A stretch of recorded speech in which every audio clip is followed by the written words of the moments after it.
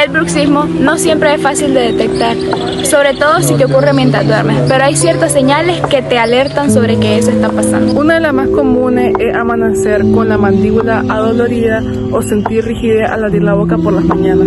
También puede notarse desgaste en los dientes, dolor en las sienes o sensibilidad dental sin causa aparente. Algunas personas escuchan ruidos al dormir e incluso sus parejas les avisan que la escuchan rechinar los dientes durante la noche.